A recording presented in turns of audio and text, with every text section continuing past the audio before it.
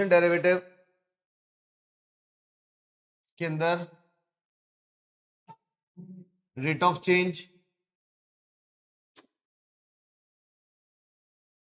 दूसरा टॉपिक है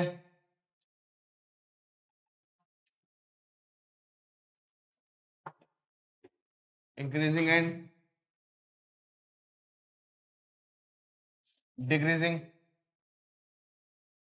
तीसरा topic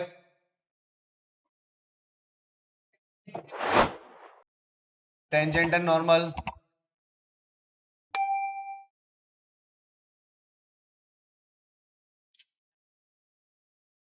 maxima and minima. Approximation कहीं नहीं आएगा, वो नहीं करेंगे हम, ना बोर्ड में आएगा ना वहां आएगा, उसको नहीं करेंगे, ठीक है। और rules and Lagrange mean value theorem, ठीक है। तो ये टॉपिक है हमारे, इसमें से बोर्ड के अंदर ये वाला और ये वाले आएंगे बस। रेट ऑफ चेंज, अच्छा इस बार थोड़ा सा सीबीएसई ने, तो रेट ऑफ चेंज सबको मालूम है, ठीक है। अब जैसे ये डिवाइड बाय डीएक्स होता है, सुनो ध्यान से, डिवाइड बाय डीएक्स क्या है? सपोज y एक फंक्शन है, y एक फंक्शन है, ठीक है। अब मैंने बोल दिया उसका ये कर्व है, उसका ये कर्व है y equal to f x, ठीक है। तो y equal to f x ये कर्व है, ठीक है। अब देखो जैसे जैसे ये पॉइंट्स हैं, ये क्या है x1, ये क्या है x2, ये क्या है x3। तो x1 से जैसे मैं x2 में गया तो x की वैल्यू में चेंज हुआ ना चेंज, ठीक है। जैसे x की वैल्यू में चेंज हुआ वैसे वैसे y की वैल्यू में भी चेंज हुआ। तो जिस रेस्पेक्ट में x का चेंज हो रहा है उसी रेस्पेक्ट में y का भी चेंज हुआ है। तो अगर मैं इस चेंज की बात करूं उसको क्या बोलूंगा मैं? Delta x। क्या बोलूंगा मैं? Delta x, little change in x। इसी तरीके से ये जो y में भी चेंज हुआ इसे क्या बोलेंगे? डेल्टा y, ठीक है। तो change in y upon change in x when delta x tends to 0, इसको बोलते हैं हम डिवाइड बाय dx, ठीक है। तो एक तरीके से क्या बोला मैंने कि little change in the function with respect to the x, यानी जैसे जैसे x का x में चेंज हो रहा है वैसे वैसे फंक्शन भी चेंज हो रहा है। तो change in the function with respect to x, इसको बोलते हैं हम डी बाई डी एक्स या फिर रेट ऑफ चेंज, ठीक है। तो डी बाई डी एक्स का मतलब क्या हुआ? Change in y with respect to x, change in y with respect to x, ठीक है। तो रेट ऑफ चेंज का मतलब यही है कि मुझे जो भी एक्सप्रेशन दिया होगा, जो भी एक्सप्रेशन दिया होगा, ठीक है, उस एक्सप्रेशन का को मेरे को चेंज, रेट ऑफ चेंज यानी किस रेस्पेक्ट में वो चेंज हो रहा है, वो उसका निकालने का मतलब है जिसके रेस्पेक्ट में बोलेगा उसका डेरिवेटिव उसके रेस्पेक्ट में करना है, ठीक है। डेरिवेटिव से लोग डरना नहीं, अभी बहुत आसान आसान डेरिवेटिव लगेंगे, तुमने इतना सीख रखा है, एक्स की पावर एन लॉग ई की पावर एक्स, ये सब इससे बड़े डिफरेंशिएशन नहीं लगेंगे, ठीक है। अच्छा इसके अंदर कुछ मेंशुरेशन के कुछ फॉर्मुलेज हैं जो यहाँ पर भी अप्लाई होंगे और मैक्सिमम मिनिमम में भी अप्लाई होंगे, वो शायद तुम्हें आने चाहिए, आते होंगे, या फिर अभी भी वो भी मैथ्स वाले कराएंगे, जैसे एरिया ऑफ सर्कल, ठीक है, area of circle, perimeter, sector, cylinder का सब कुछ, कोन का सब कुछ, स्फेयर का सब कुछ, ये मालूम है ना सब कुछ? ये नहीं मालूम तो जब साथ साथ बताते रहेंगे, ठीक है। आ जाओ। अच्छा सुनना, अगर ये टॉपिक इंक्लूड हुआ है तो इसका बोर्ड में ना अच्छा क्वेश्चन बनता है। पहले क्या था, जब ये सारे टॉपिक आया करते थे ना तो इसका रेट ऑफ चेंज का क्वेश्चन का नंबर आता था 1 नंबर या 2 नंबर में, बहुत रेयर, बहुत मतलब समझ लो इतने सालों में 2-3 बार ऐसा हुआ है कि 4 नंबर का क्वेश्चन इसने दिया है। इसके अंदर ऐसे क्वेश्चंस भी हैं, 2-4 क्वेश्चन ऐसे हैं जो 4 नंबर में बन सकते हैं, लेकिन अब रेट ऑफ चेंज इसकी जगह इंक्लूड हुआ है टेंजेंट नॉर्मल के। और हमेशा बोर्ड्स में जब से भी कटा है ना, टेंजेंट नॉर्मल का एक 4 नंबर का क्वेश्चन आता ही आता है, ठीक है। तो ये हो सकता है कि रेट ऑफ चेंज से भी 4 नंबर वाला क्वेश्चन दे दे। तो वैसे टॉपिक बहुत आसान है, बस मुश्किल से 7-8 क्वेश्चन ऐसे होंगे जो तुम्हें ध्यान से पढ़ने पड़ेंगे, ठीक है। आइए, जैसे क्वेश्चन नंबर 1 में बोला है किसका रेट ऑफ चेंज निकालना है मेरे को? Area of circles, area of circles with respect to r, with respect to r, यानी क्या निकालना है, एरिया का ए, यानी मैंने को एरिया का चेंज निकालना है आर के रेस्पेक्ट में, ठीक है, एरिया का चेंज किसके रेस्पेक्ट में, आर के रेस्पेक्ट में निकालना है। तो एरिया ऑफ सर्कल क्या होता है, area of circle a equals to pi r square, ये मेरा एक एक्सप्रेशन हो गया। तो मेरे को rate of change of the area with respect to r, यानी आर के रेस्पेक्ट में निकालना है। इसका मतलब क्या है कि मेरे को एरिया का डेरिवेटिव आर के रेस्पेक्ट में करना है, ठीक है। तो d a upon d r, d upon d r of pi r square. तो आर क्या है, वेरिएबल, आर को छोड़कर बाकी पाई क्या है, कांस्टेंट, कांस्टेंट को अलग निकालो, आर स्क्वायर का डेरिवेटिव टू आर, तो ये क्या हो गया, two pi r, two pi r, ठीक है। अच्छा अब इसने बोला है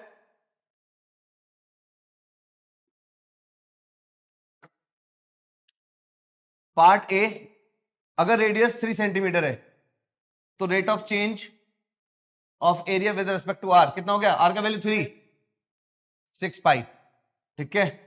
बी पोर्शन, अगर आर का वैल्यू 4 है तो कितना हो जाएगा ये, 8 पाई, समझ आया, नोट करो जल्दी से। Question number 2, the volume of a cube, volume of a cube is increasing. इसका इंक्रीजिंग का मतलब क्या है, ये वाला रेट पॉजिटिव लेना है, डिक्रीजिंग बोलता है तो ये वाला रेट नेगेटिव लेना होता। The volume of cube is increasing at the rate of, volume, अब देखो रेट क्या दिया हुआ है, 8 सेंटीमीटर क्यूब पर सेकेंड, तो इससे पता लग जाएगा। कभी कभी ना ये यूनिट देगा, उससे में पता लगाना होगा ये रेट ऑफ चेंज किस चीज के लिए बारे में बात कर रहा है। तो ये क्या है, क्यूब हमेशा वॉल्यूम होगा, स्क्वायर हमेशा एरिया होगा, और सिंपल सेंटीमीटर पर सेकंड वो लेंथ होगी, ठीक है। तो ये क्या, वॉल्यूम किसके रेस्पेक्ट में, सेकंड यानी टाइम, यानी इसका जो वॉल्यूम चेंज हो रहा है dv by d t given है कितना, अच्छा इसको इंक्रीजिंग बोला तो मैंने पॉजिटिव कंसिडर किया, अगर नेगेटिव बोलता तो यहाँ पे माइनस लगाता, मैं नेगेटिव बोलता तो क्या लगाता, माइनस। आगे चलो, how fast its surface area is increasing, क्या पूछा है, इसका सरफेस एरिया किस रेट से इंक्रीज करेगा, यानी मेरे को पता लगा आंसर इसका पॉजिटिव आने वाला है, आंसर इसका पॉजिटिव आने वाला है। When the length of the edge, यानी साइड कितना है, 12 सेंटीमीटर, कितना है ये, 12 सेंटीमीटर। तो सबसे पहले ये बताओ वॉल्यूम ऑफ क्यूब कितना हुआ, ए क्यूब, ठीक है, समझ आया। तो इसका डेरिवेटिव किस रेस्पेक्ट में करना है मेरे को, टी, डीवी, क्योंकि मेरे को इसका क्या चाहिए, डीवी बाय डी, तो dv by d t, d a upon d t a cube, तो ये किसकी तरह से डेरिवेटिव करेगा, फंक्शन की तरह, किसकी तरह, चेन रूल की तरह। तो ए क्यूब का 3a square, again derivative of a, d a by d t, ऐसे, समझ आया। ये कितना दिया हुआ है, 8, तो यहां से d a by d t कितना निकला, 8 बाय 3a स्क्वायर, क्या, सेंटीमीटर पर सेकंड, क्योंकि लेंथ है, ठीक है। हाँ क्या, surface area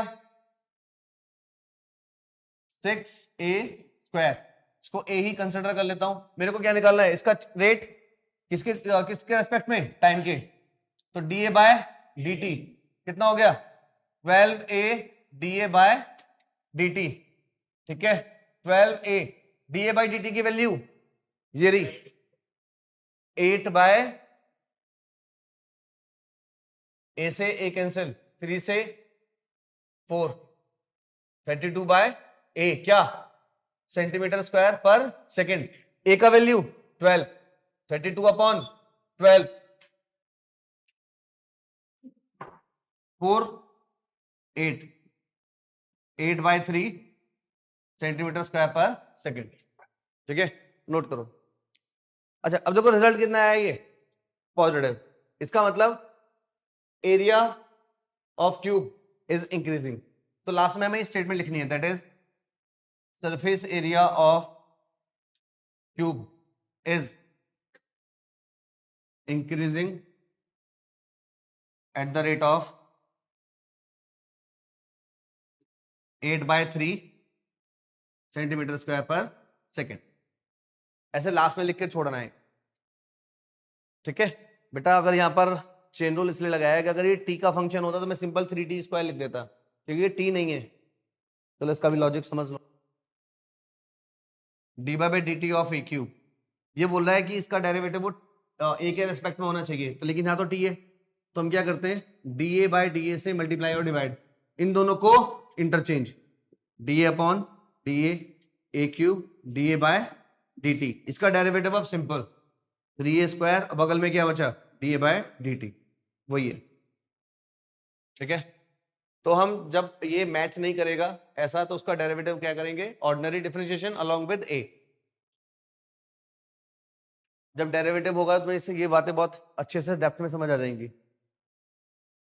question number 3, the radius of a circle is increasing, radius of the circle is increasing, dr, increasing का मतलब पॉजिटिव, कितना है, eight the rate of 3 centimetre पर सेकेंड, का मतलब dr/dt गिवन है, और वो भी क्या है, positive. Find the rate at which the area of the circle is increasing, area of circle is increasing when radius of the circle is 10 centimeter। हाँ भाई, एरिया ऑफ सर्कल बोलो, पाई आर स्क्वायर, इसका डेरिवेटिव किसके respect में, t, तो da/dt pi d/dt of are square, da/dt, ये पाई, ये t नहीं है ना, तो ऑर्डिनरी डेरिवेटिव 2r और dr/dt, dr/dt गिवन है कितना, 3, r का वैल्यू भी मालूम है, 2 पाई इंटू 10 इंटू 3, कितना हुआ ये, 60 पाई, एरिया है तो सेंटीमीटर स्क्वायर पर सेकेंड, ठीक है। 24 नंबर के आने वाले हैं, और उसमें अभी तक पैटर्न आया नहीं, लेकिन जो मेरे को लग रहा है वो पैटर्न ये रहेगा कि 16 आपको एमसीक्यू टाइप क्वेश्चंस मिलेंगे, और 2 इसमें केस स्टडी रहेंगी, 4 मार्क्स, ऐसा वाला रहने वाला है। तो हमें ना छोटी मोटी बातें अब तुम्हें भी सीखनी पड़ेंगी। वैसे तो तुम्हें वो क्यूट वाला एग्जाम देना है, यूईटी, ठीक है, तो ये छोटी मोटी जो हरकतें सीखनी पड़ेगी तुम्हें, शॉर्टकट वाली भी, क्योंकि ये जो 24 नंबर है ये 15-20 मिनट में कवर करने पड़ेंगे अगर पेपर पूरा सॉल्व करना है। हाँ आओ, question number 5, an edge of a variable cube is increasing, variable cube का एज का मतलब साइड, किस रेट से इंक्रीज कर रहा है, 3 सेंटीमीटर पर second. How fast the volume of the cube, volume of the cube is increasing when side of the cube is 10 centimetre long. कर सकते हो इसको, तो तुम कर सकते हो ना।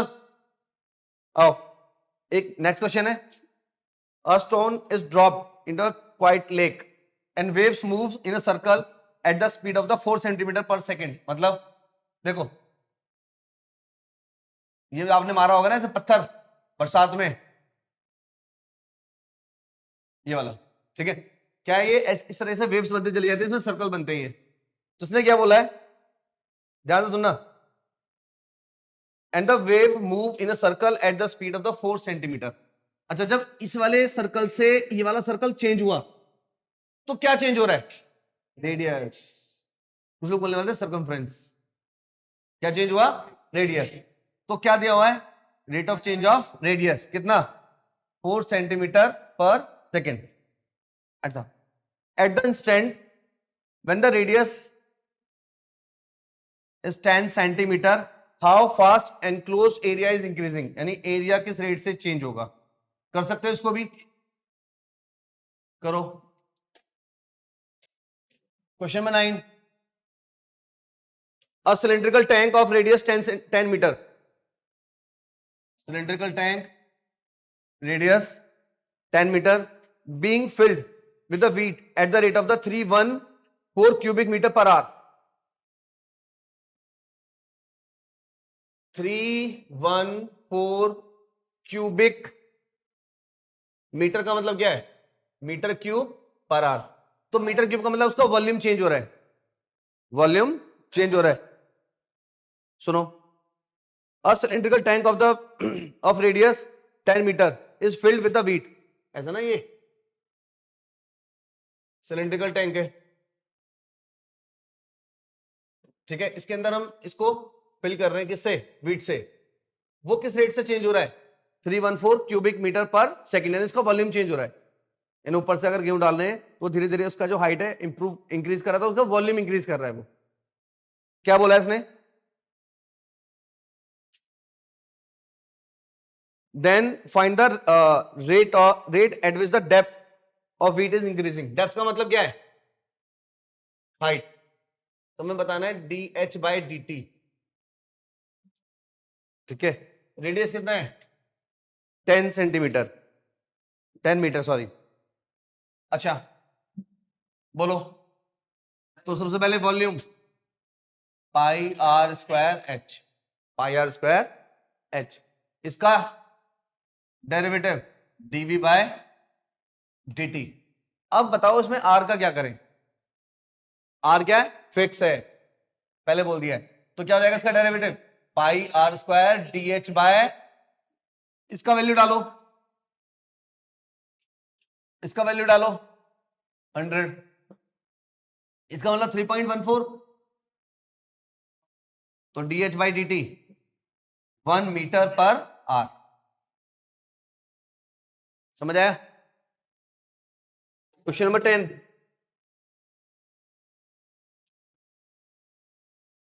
the length x of rectangle is decreasing, the length x of the rectangle is decreasing। देखो ये रेक्टेंगल है, ये लेंथ है और ये विड्थ है। क्या बोला, length x of the rectangle is decreasing, decreasing का मतलब -5 सेंटीमीटर पर minute, and width y is increasing at the rate of 2 centimeter per minute when x equal to 8 and y equal to 6. Find the rate of change in the first part, perimeter, second part, area, area of rectangle, area of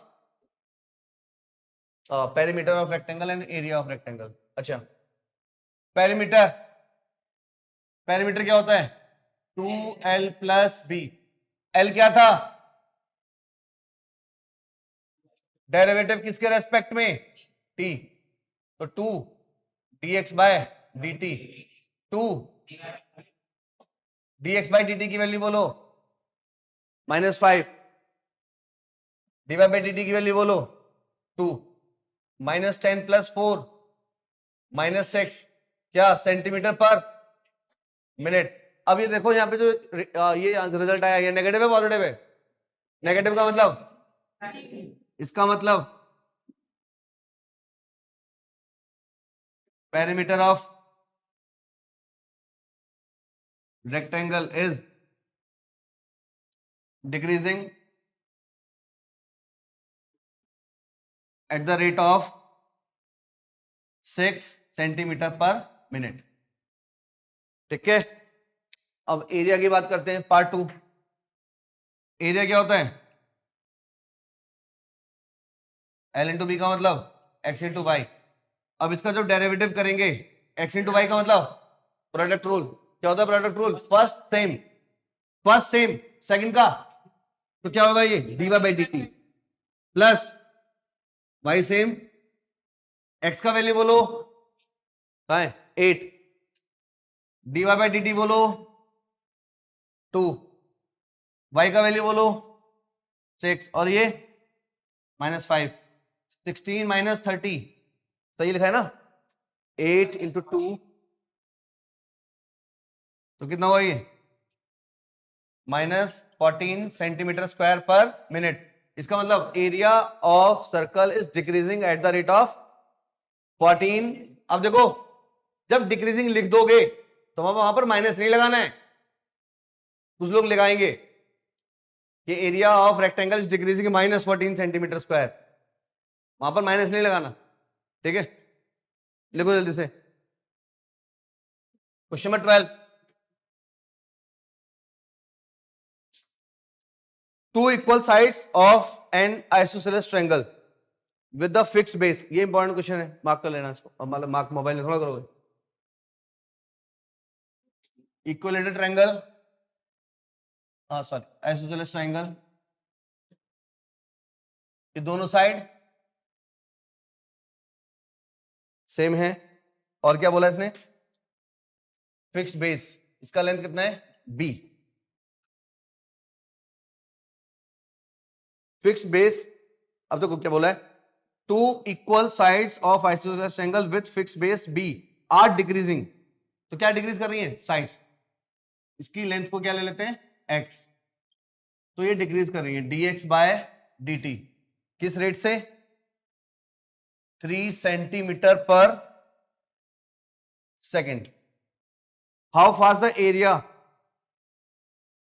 is decreasing, how fast the area of the triangle is decreasing when two equal side equal to the base, कब, यहां लिख देते हैं when x equals to b, ये मेरे को find करना है, area of triangle, area of triangle. अच्छा अब एरिया ऑफ ट्रायंगल क्या होता है,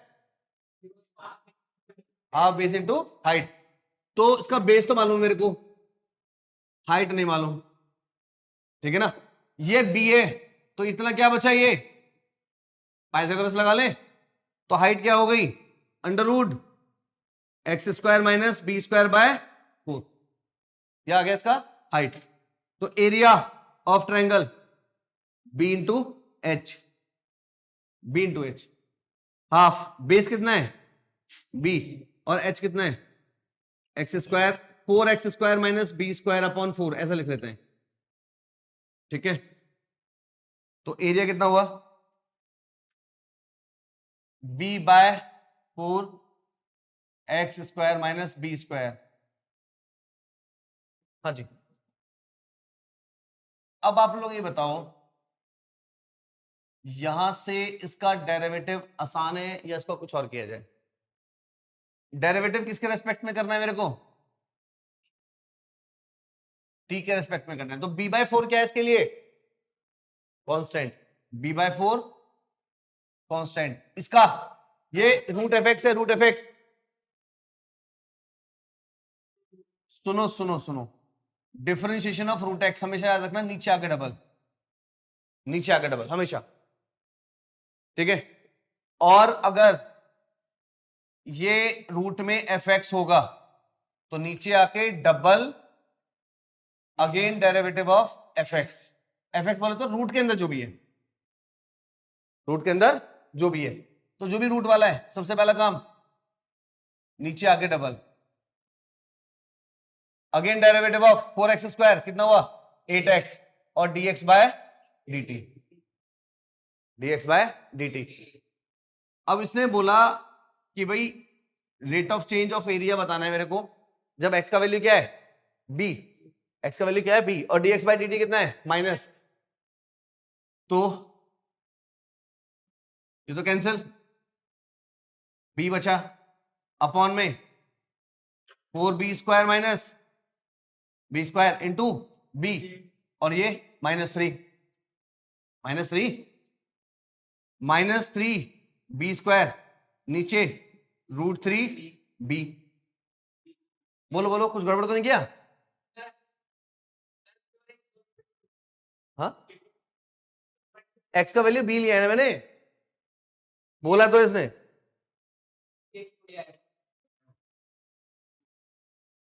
मल्टीप्लाई, ठीक है। अभी कितना हुआ ये, अब क्या था यूनिट सेंटीमीटर पर सेकेंड, माइनस से क्या पता लगा डिक्रीजिंग, स्टेटमेंट लिख दोगे, इसका मतलब क्या लिखोगे, area of isosceles triangle is decreasing eight the rate of √3b centimetre पर सेकेंड, ठीक है। नोट करो।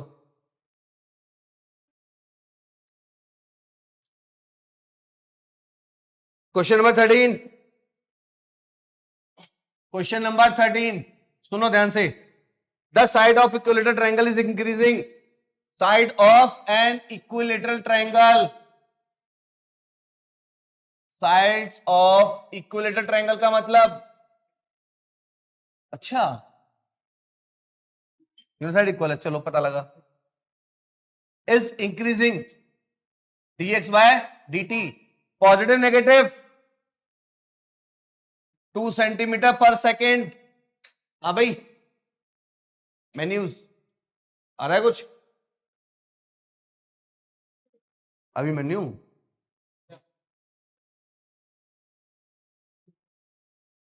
Eight what rate is the its area is increasing. Area किस रेट से इंक्रीज करेगा, कब? When the side is 20 centimetre. कर सकते हो खुद से, आसान है तो। कैसे? Area of triangle, equilateral triangle, बोल भाई बोल। अक्षत हूं नहीं, हाँ जल्दी बोल। हाँ इक्विलेटरल ट्रायंगल, हाँ हाँ बिल्कुल सही, √3/4। बहुत बढ़िया। तो एरिया तो ए दिया हुआ है, √3/4 एक्स स्क्वायर। कर दोगे अब तो? इसका डिफरेंशिएशन बोलो भाई, इसका √3/4 इंटू 2x dx/dt। एक्स का वैल्यू 20, dx/dt का वैल्यू ये। तो ये जो एरिया है ये इंक्रीज किया डिक्रीज? क्योंकि रेट ऑफ चेंज साइड भी तो इंक्रीज कर रहा है ना। Question number 14, a balloon which always remains spherical. एक गुब्बारा है जो हमेशा गोल रहता है, is always remains spherical on inflation is being inflated by the pumping in 900 cubic centimeter of the gas per second। मतलब volume dV by dt 900 centimetre cube पर second. ठीक है,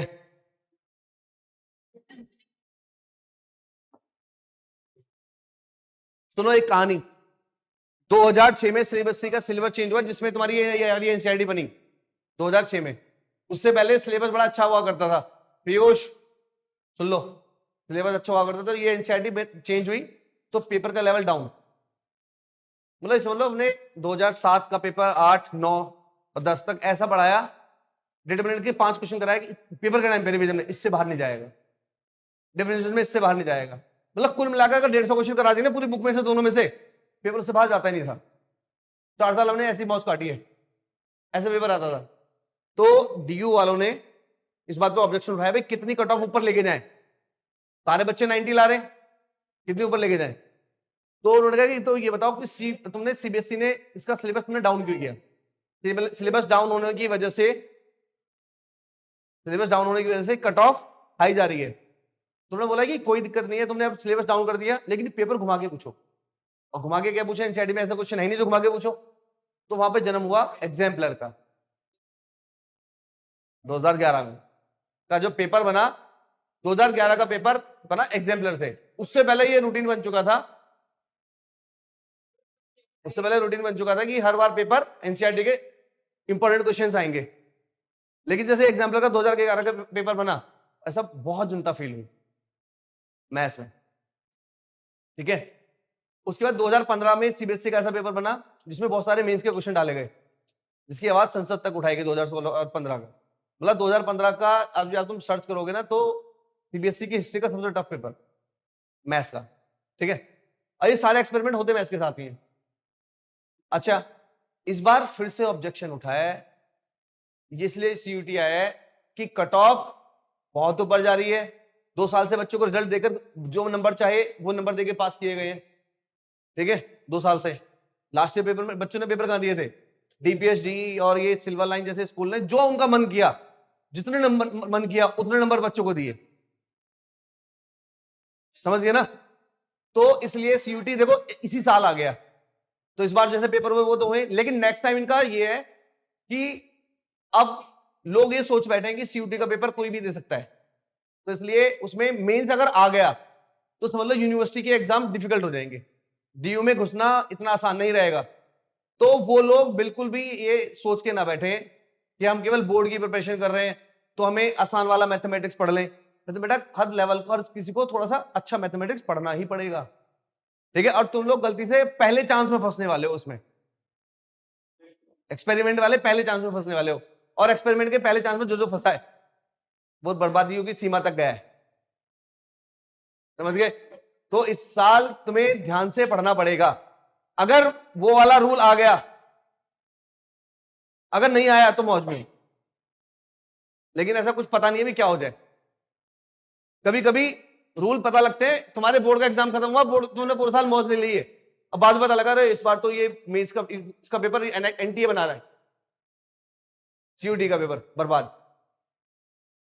हाँ भाई, a balloon which always remains spherical on inflation is being inflated by pumping is 900 cubic centimeter per centimeter of gas per second। Centimetre cube का मतलब क्या है? Volume. Volume का रेट ऑफ चेंज दिया हुआ है।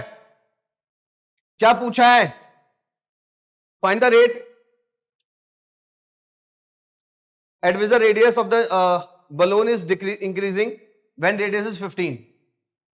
रेडियस का रेट ऑफ चेंज पूछा है जब रेडियस कितना होगा? 15 सेंटीमीटर। तो निकाल सकते हो volume of the sphere. Volume of the sphere 4/3 pi r cube. 4/3 pi r cube.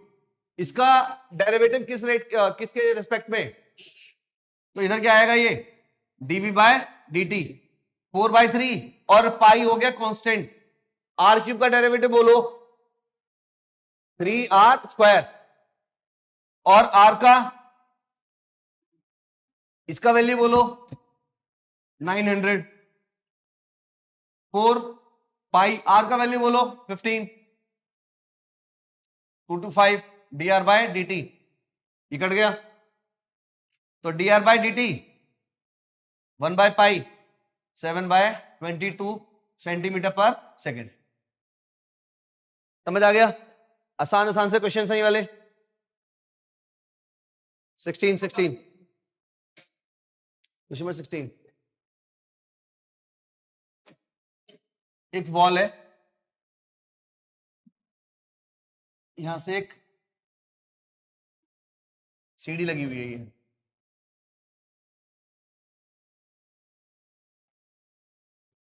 ठीक है। लेंथ कितनी है इसकी?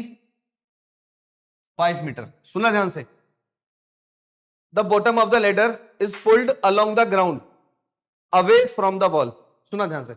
देखो, अगर मैं इस लेडर को, जैसे ये वाली है, इसको अगर मैं इससे दूर ले जाऊंगा, जैसे जैसे मैं इसको दूर ले जाऊंगा तो ये लेंथ हाइट क्या है? नीचे आएगी, और ये वाली लेंथ क्या होगी? बढ़ेगी। समझ आ रहा है? ठीक है। सपोज ये इस तरीके से है, और जैसे जैसे मैं इसको नीचे लाऊंगा ये वाली लेंथ तो बढ़ेगी और हाइट इसकी क्या होगी? कम होगी। ठीक है। तो यहां से ये बात समझ आ रही है कि इसका जो हाइट है वो डिक्रीज कर रही है और लेंथ क्या है? इंक्रीज कर रही है। तो उसका रेट ऑफ चेंज दिया हुआ है। अच्छा, the bottom of the ladder is pulled along the ground away from the wall at the rate of 2 centimetre पर सेकेंड। अगर मैं इसको x एज्यूम कर लूं और इसको y एज्यूम कर लूं, ठीक है, तो क्या दिया हुआ है इसने? dx बाय dt कितना? 2 सेंटीमीटर पर सेकेंड। ये इंक्रीज कर रहा है डिक्रीज कर रहा है? ये वाली लेंथ ये इंक्रीज कर रही है। जैसे जैसे मैं इसको नीचे ला रहा हूं, या ग्राउंड लेवल पे क्या है उसकी हाइट, उसकी लेंथ बढ़ रही है। अच्छा, अब इससे पूछा है how fast it's height. Height क्या है इसकी? Is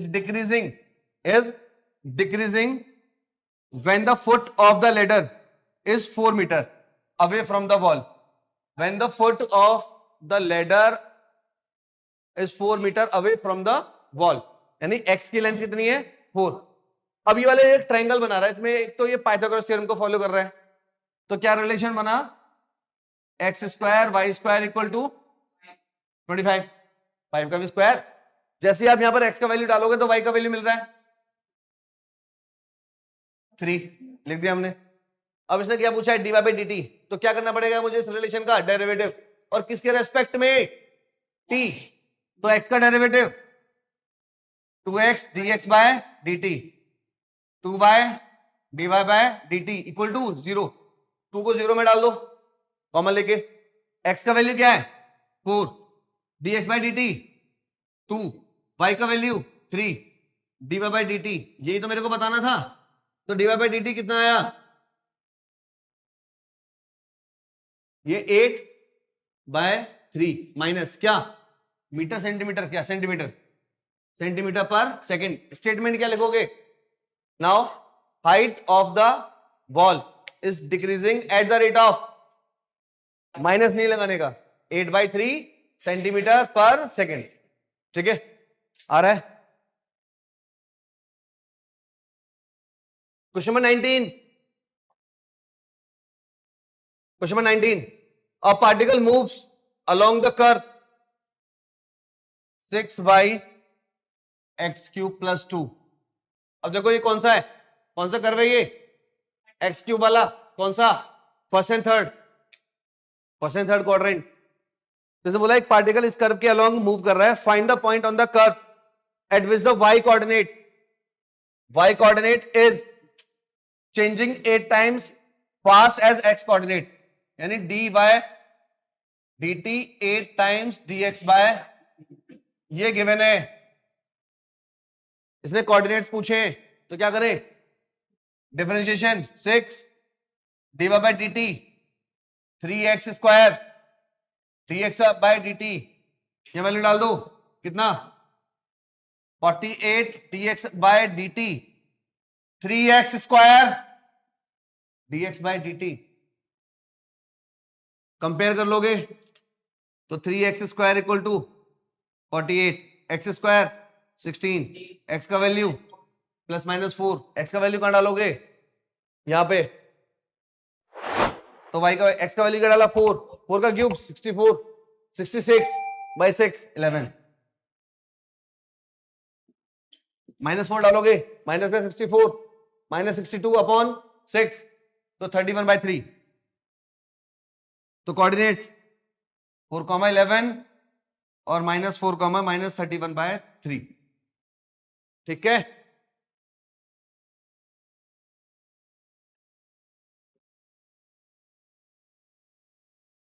question number 23,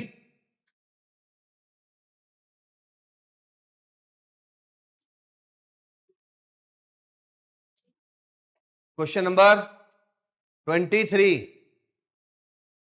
a sand is pouring from the pipe, देखो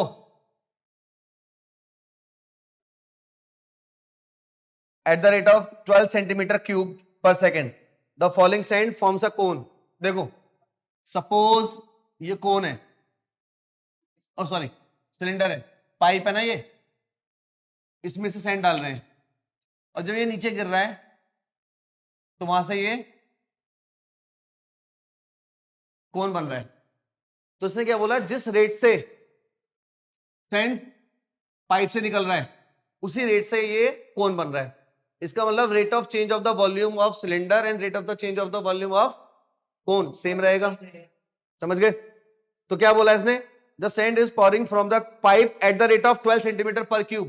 तो ये क्या है, dv बाय dt 12 सेंटीमीटर पर क्यूब। ये इसका भी है और इसका भी है, दोनों के वॉल्यूम का चेंज करने का, यानी जिस रेट से पाइप से सैंड निकल रहा है ना उसी रेट से कौन बन रहा है, यानी दोनों का रेट ऑफ चेंज वॉल्यूम का सेम रहा। तो ये किसका वॉल्यूम मैं यूज करूंगा, कोन के लिए। क्या बोला आगे इसने, the following sand forms a cone on the ground in such a way that height of the cone is always 1/6 of the radius, 1/6 of the, ये गिवन है। How fast the height of the sand, how fast the height of the sand, यानी इसकी height किस rate से change होगी, कब, when height equals to the 4 centimetre. When height equal to the 4 centimetre. तो मेरे को किसका वॉल्यूम का फॉर्मूला यूज करना है? तो क्या होता है कौन का वॉल्यूम मालूम है सब लोगों को? 1/3 pi r square h, pi r square h. पूछा इसने हाइट है, तो आर का क्या करें? रिलेशन यूज करो यहां से, आर इक्वल टू 6h यहां डालो पहले, तो वॉल्यूम क्या हो गया? 1/3 पाई 36h क्यूब। तो वॉल्यूम कितना हो गया? 12 पाई एच क्यूब, 12 पाई एच क्यूब, ये हो गया वॉल्यूम। इसका रेट ऑफ चेंज किसके रेस्पेक्ट में? टी के। तो कितना हो जाएगा ये? कितना हो जाएगा ये? dv by dt equal to 36 pi h square dh by dt। dy by dt की वैल्यू 12, 36 पाई, h का वैल्यू 16 dh बाई dt। तो dh by dt equal to 12/36 into 16, कुछ कटेगा? 1/48 पाई सेंटीमीटर पर सेकेंड। एनसीईआरटी का question है, important है। NCERT का सबसे अच्छा क्वेश्चन यही है एक्चुअली। देखो क्वेश्चन नंबर 24, 25, 26, 27, 28 ये सभी आसान क्वेश्चन है, गरीब। जिन क्वेश्चन में भी मार्जिनल पूछा होगा, marginal cost, marginal revenue, marginal profit, सब इको वालों को पता है क्या करना है। सिंपल डेरिवेटिव करना है और उसमें एक्स का वैल्यू डालना है, बस ये काम करना है। 24 में क्या दिया हुआ है? कॉस्ट फंक्शन दिया हुआ है 0.007x cube minus 0.003x square plus 15x plus 4000। Find the marginal cost when 17 unit are produced, यानी x का वैल्यू कितना है? 17। तो सिंपल dc बाय dx, इसका x के रेस्पेक्ट में डेरिवेटिव और जो आ जाए उसमें x का वैल्यू 17। हाँ अच्छा, उसका अगले वाले में क्या दिया हुआ है? Marginal revenue. मार्जिनल रेवेन्यू का मतलब जो भी रेवेन्यू फंक्शन दे रखा है rx, उसका भी डेरिवेटिव और उसमें x का वैल्यू डाल देना है 7। 26 इसी तरीके से, 27 इसी तरीके से, 28 इसी तरीके से। ठीक है, तो 29 से लेकर 36 ये 7 क्वेश्चन बचे कल के लिए। 7 या 8? 29 से 36 कितना होता है पहले बताओ? 7 या 8? मैथ्स के बच्चे